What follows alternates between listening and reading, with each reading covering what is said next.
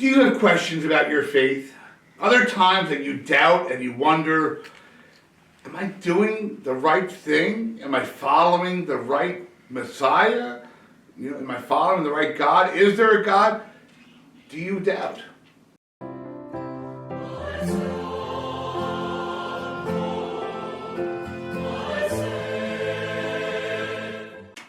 This week in the Gospel, this third Sunday of Advent, John the Baptist has been arrested because he was telling Herod he shouldn't be sleeping with his brother's wife. Go figure. And so in his prison cell, he starts to think, gosh, am I following the right one? He's been proclaiming that the Messiah is coming, and he points Jesus out by this point, saying, there goes the Lamb of God.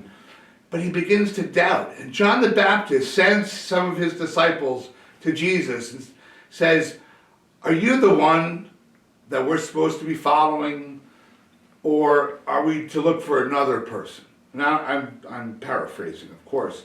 But that's basically the question John asked him. Are you the one? And John the Baptist is like, am I wasting my time? Am I misdirecting my disciples? Are they wasting their time? Because he's sitting there and he knows he's going to die. He knows he's not getting out of that prison. And he's like, what did I do this for? What's the point? And Jesus says to his disciples, you go back and you tell John, the blind see, the lame walk, the demons are cast out, the crippled walk again, like all these things which are the credentials of the Messiah from the book of the prophet Isaiah. And so he's basically telling John, don't worry about it. You didn't make a mistake in putting your faith in me. You're doing the right thing. Meaning also remember that just because you follow Jesus and just because you have faith in Jesus, now who was closer than John the Baptist, his first cousin, that you're not going to suffer as a result of having faith in Jesus. It isn't going to be a bed of roses.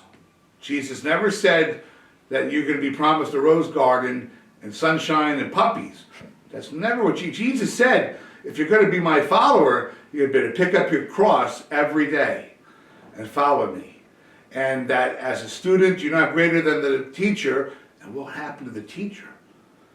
So, that being said, this third Sunday of Advent, if you have questions, it's okay.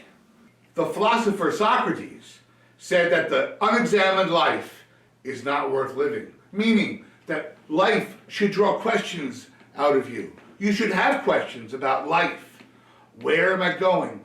Why am I here? What am I supposed to do with my life? And so on and so forth.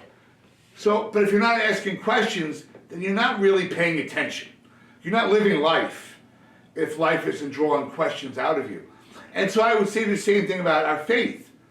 That the unexamined faith is not worth having.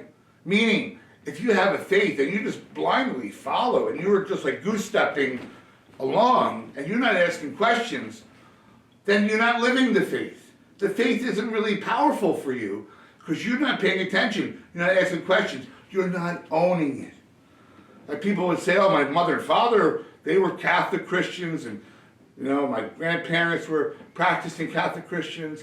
But, at some point, we have to own the faith ourselves. It doesn't matter that it was our parents' faith, our grandparents' faith. It has to be our faith. And when we start asking questions like John the Baptist, are you the one, or am I making a mistake? Should I be making other choices, other decisions? If that is not included in our prayer life at some point, then we're not living the faith. It's not a faith worth having because we don't even understand the faith. And how can we worship in a faith that we don't understand? We're not 7 years old. Some people are still operating on like a third grade, Catholic education. They never learned anything else since they left grade school or high school.